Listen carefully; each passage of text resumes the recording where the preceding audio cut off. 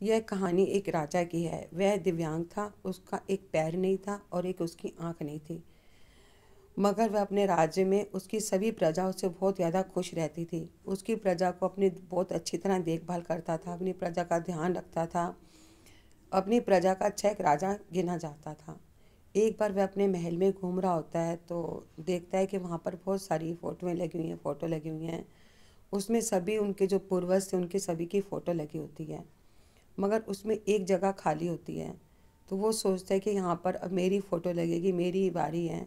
तो सबकी अच्छी अच्छी फ़ोटोएँ लगी थी, उसके दादा आगे, उनके दादा, उनके पिता आगे करके पूरे वंशज की फ़ोटो लगी हुई थी। उन फ़ोटोओं को देखकर वो बहुत ज़्यादा खुश होता है, हाँ भी कितने अच्छे मेरे पूर्वज रहे हैं।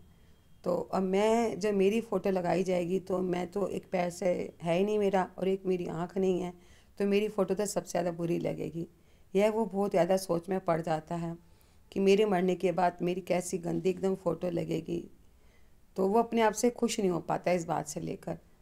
तो वो कहता है कि मैं ऐसे करता हूँ, अपने जीते जी एक फ़ोटो बनवा लेता हूँ जो मेरे मरने के बाद वही मेरी फ़ोटो लगाई जाए।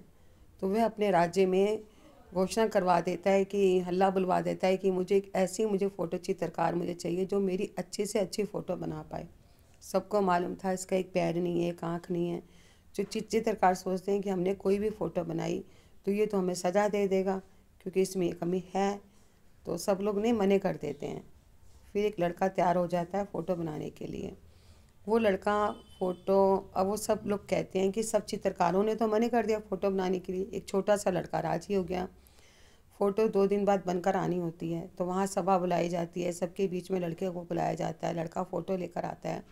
सब उसकी फ़ोटो को, जो सभा होती है वहाँ उसकी फ़ोटो को देखते हैं और तालियां बजाते हैं और बहुत खुश होता है। राजा बहुत ज़्यादा खुश होता है कि इसने तो मेरी फ़ोटो बहुत अच्छी बनाई है। उस बच्चे ने फ़ोटो बनाई थी कि वह राजा एक घोड़े पर सवार है और वह को निशाना साध रहा है।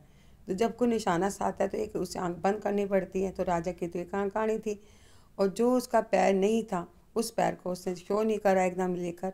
तो इसी तरह से राजा की फ़ोटो बन जाती है और राजा बहुत खुश हो जाता है। कहने का मेन मकसद ये है कि हमें अपनी सोच को बदलना चाहिए, हमें अपनी सोच अच्छी रखनी चाहिए। यदि उस बच्चे ने उन्हें राजा को अच्छी सोच में प्रकट किया, अच्छी सोच में उनकी फ़ोटो को लेकर सामने आया, तो राजा भी इस बात से बहुत ज़्यादा खुश हुए। राजा ने उसे बहुत ज़्यादा इनाम दिया।